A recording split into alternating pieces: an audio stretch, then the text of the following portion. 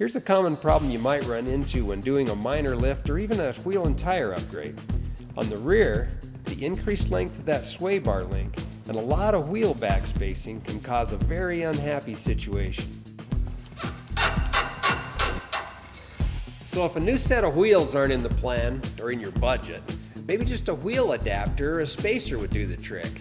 But before we look at wheel spacers and adapters, let's take a look at this potential hazard.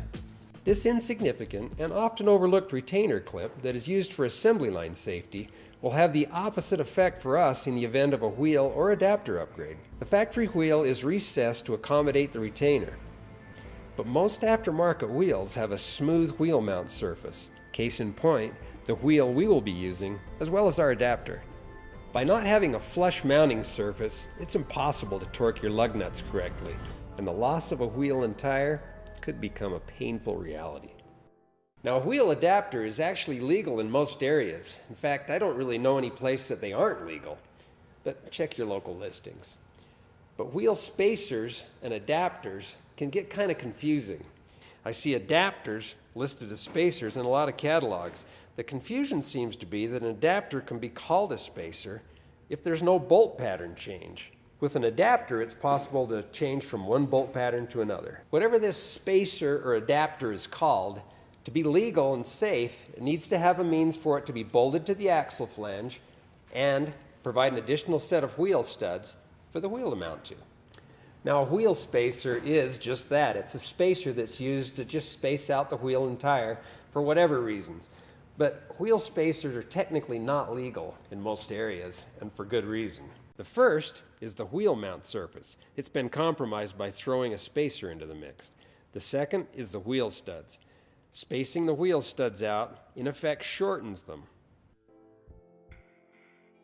Most lug nuts are a closed-end acorn style of some kind.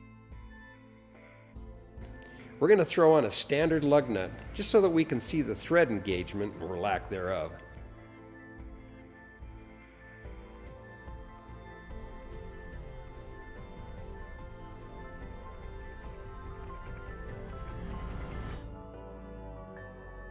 With this wheel and spacer combination, we don't even have a full nut of thread engagement. Not good. Now I want to show you an actual wheel adapter install. But before we do, let's hear a word from our sponsor. Catch that leprechaun. He's got Lucky Charms. They're magically delicious. Always after me Lucky Charms, the frosted oat cereal with sweet surprises. Hearts, moons, stars, clovers. See? Magically delicious. They're coming. I'll make a tunnel. Frosted Lucky Charms with sweet surprises. Magically delicious. Any 1¼ wheel adapter will have this little issue. The wheel studs will extend out past the adapter wheel mounting surface just enough to cause a problem. The wheel will tighten against the studs instead of the mounting surface. Use a grinder and knock off the top 1/8 of an inch of each stud. You can stop grinding just before the threads start. Use Loctite on the wheel studs and bolt the adapter to the axle.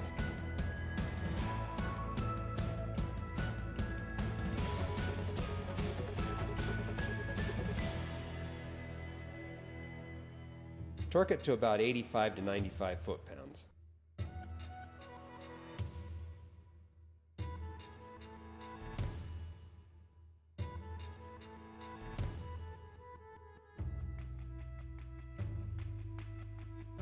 With the tire mounted up, the problem's solved.